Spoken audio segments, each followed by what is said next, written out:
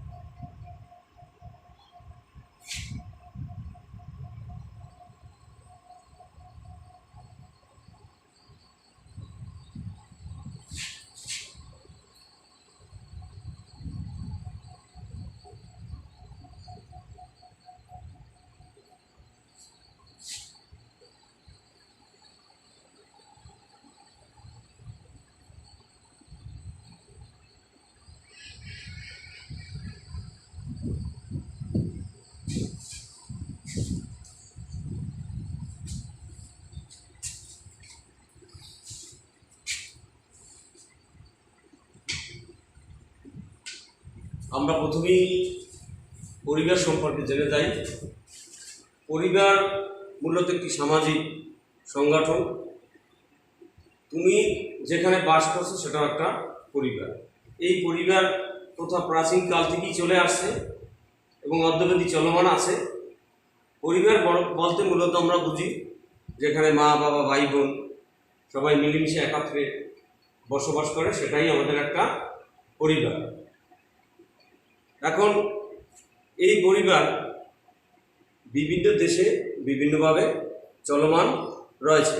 সমাজভেদে এবং দেশভেদে পারিবারিক কাঠামো বিভিন্ন রকমের হয়ে থাকে। পরিবারের বাইরে আমরা কোনোভাবেই কোনো কার্যক্রম চালাতে পারি না। আমাদের মায়া মমতা স্নেহ বন্ধন যত যা কিছু আছে সব কিছুই পরিবারের মাধ্যমে সম্পন্ন হয়ে থাকে। একটি শিশু জন্মের পর থেকেই তার পরিবারে লালিত পালিত হয়। পরিবার থেকে সে প্রাথমিক শিক্ষা গ্রহণ করে। পরিবারের মাধ্যমেই সে বড়দের শ্রদ্ধা, সামাজিকতা, ভদ্রতা, নম্রতা, এগুলো পরিবারে যারা বয়োজ্যেষ্ঠ আছে তাদের মাধ্যমেই এই শিক্ষা সে অর্জন করে থাকে। তো আমাদের পারিবারিক পরিবার যে কি এখন তোমরা অবশ্যই বলতে পারবা। আর এরপরে আমি পরিবারের প্রকারভেদ সম্পর্কে আলোচনা করব। পরিবারের প্রকারভেদ অঞ্চলভেদে, দেশভেদে, সমাজভেদে পরিবারের প্রকারভেদ বিভিন্ন রকমের হয়ে থাকে। এর মধ্যে আমরা পরিবারের প্রকারভেদকে 6 ভাগে ভাগ করছি। আজকে আমি এর প্রধান 3টে প্রকারভেদ নিয়ে আলোচনা করব এবং আগামী ক্লাসে বাকি 3টে নিয়ে আলোচনা করব। আজকে যে 3টে নিয়ে আলোচনা করছি তা আমি বোর্ডে লিখে দিচ্ছি, অবশ্যই তোমরা খাতায় লিখে রাখবে।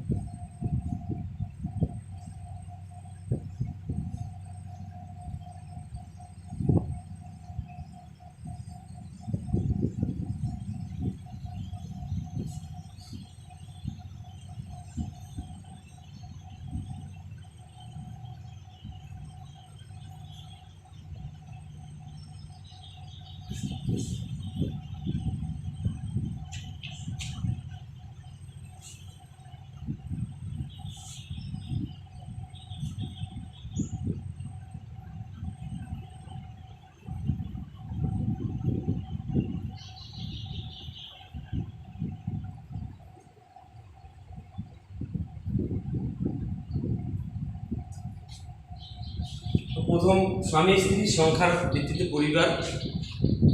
স্বামী স্ত্রীর সংখ্যার ভিত্তিতে পরিবার মূলত তিন ধরনের হয়ে থাকে: একপতি পরিবার, বহুপতি পরিবার এবং বহুপত্নী পরিবার। তো একপতি পরিবারে একজন স্বামীর একজনই স্ত্রী থাকে। আর বহুপতি পরিবারে দেখা যায় যে একজন স্বামীর একাধিক স্ত্রী থাকতে পারে। আর বহুপত্নী পরিবারে দেখা যায় যে একজন স্ত্রীর একাধিক স্বামী থাকে।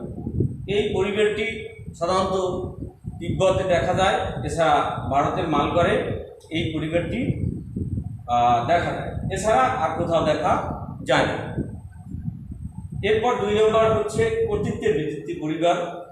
কর্তৃত্বের ভিত্তিতে পরিবারকে আমরা 2 ভাগে ভাগ করতে পারি, যেমন একক পরিবার এবং যৌথ পরিবার। একক পরিবার হচ্ছে যে পরিবারে মানে স্বামী স্ত্রী থাকে এবং পরিবারটি ছোট থাকে, তাকে আমরা একক পরিবার বলতে পারি। আর যৌথ পরিবার হচ্ছে যেখানে মা বাবা ভাই বোন দাদা দাদি নিয়ে যে পরিবার গঠিত হয় তাকে আমরা যৌথ পরিবার বলি। যৌথ পরিবারটি গ্রামীণ সমাজে বেশি দেখা যায় এবং একক পরিবারটি শহরি সমাজে বেশি দেখা যায়। এখন একক পরিবারের সংখ্যাই দিন দিন বেড়ে যাচ্ছে আর যৌথ পরিবারগুলো ভেঙে যাচ্ছে। এখন 3 নম্বর হচ্ছে আকারের ভিত্তিতে পরিবার। আমরা আকারের ভিত্তিতে পরিবারটি আলোচনা করতে গেলে আমরা বলতে পারি যে আকারের ভিত্তিতে পরিবার বিভিন্ন ধরনের হয়ে থাকে। এটা ছোট হতে পারে, বড়ও হতে পারে। যেমন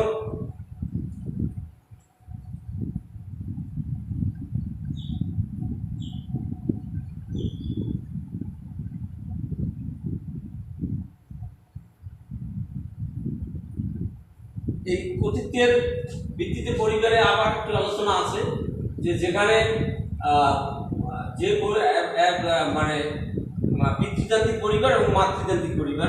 পিতৃতান্ত্রিক পরিবারে পিতাই প্রধান থাকে এবং মাতৃতান্ত্রিক পরিবারে মাতাই প্রধান থাকে। পিতৃতান্ত্রিক পরিবারে সাধারণত পিতাই নেতৃত্ব দেয়, পিতাই পরিবারের প্রতি সব কার্যক্রম সম্পন্ন করে, পিতার নির্দেশেই পরিবারের কার্যক্রম পরিচালিত হয়ে থাকে, যেখানে মাতার কি অনুপস্থিত। আর মাতৃতান্ত্রিক পরিবার যেখানে মায়ের নির্দেশেই সব কার্যক্রম সম্পন্ন হয়ে থাকে, সেটাই মাতৃতান্ত্রিক পরিবার। আর আকারের ভিত্তিতে পরিবার হচ্ছে 3 ধরনের, যেমন একক পরিবার, আর যৌথ পরিবার এবং বর্ধিত পরিবার। একক পরিবার, যৌথ পরিবার এবং বর্ধিত পরিবার। তো একক পরিবার হচ্ছে যে পরিবারে কম থাকে, মানে সদস্য সংখ্যা কম থাকে, স্বামী স্ত্রীর ভিত্তিতে যে পরিবার গঠিত হয় সেটা হচ্ছে একক পরিবার। আর যৌথ পরিবার হচ্ছে যে পরিবারে বাবা মা ভাই বোন দাদা দাদি চাচা চাচিরা মিলেমিশে থাকে, সেই পরিবারটা হইল যৌথ পরিবার। এই যৌথ পরিবারটা বিশেষ করে গ্রামেই বেশি দেখা যায়। আর বর্ধিত পরিবার হচ্ছে তোমার যে পরিবারের মানে পিতৃকুল এবং মাতৃকুলের সদস্যরা মানে একসাথে বসবাস করে, সেইটাকে আমরা বর্ধিত পরিবার বলি। তাই আকারের ভিত্তিতে পরিবার 3 ধরনের হয়ে থাকে, যথা একক পরিবার, যৌথ পরিবার এবং বর্ধিত পরিবার। এখন তোমরা অবশ্যই এই 3টে আলোচনা বুঝতে পারতেছো যে আমরা যে স্বামী স্ত্রীর সংখ্যার ভিত্তিতে পরিবার, কর্তৃত্বের ভিত্তিতে পরিবার এবং আকারের ভিত্তিতে পরিবার, এই 3টে যে আলোচনা করছি অবশ্যই তোমরা বুঝতে পারতেছো। এখন আমার বাড়ির কাজ থাকবে, বাড়ির কাজটা তোমরা একটু লিখে নাও।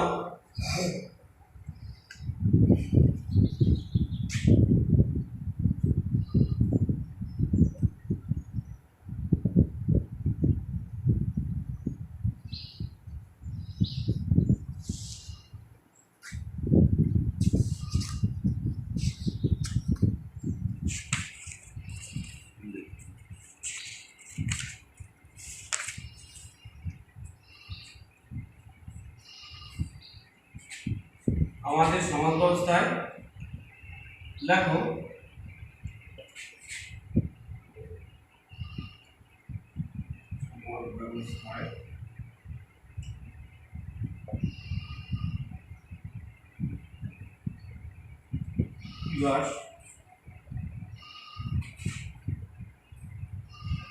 পরিবার সংকট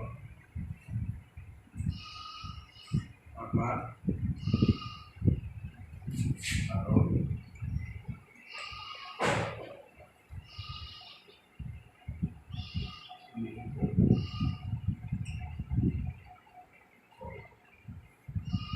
আমাদের সমাজ ব্যবস্থায় কৃষ্টিবাসী পরিবার অধিক সংখ্যক থাকার কারণ চিহ্নিত করো। তো ধন্যবাদ সবাইকে। সবাই সুস্থ এবং সুন্দর মতো থাকো, নিয়মিত পড়াশোনা করো। আসসালামু আলাইকুম।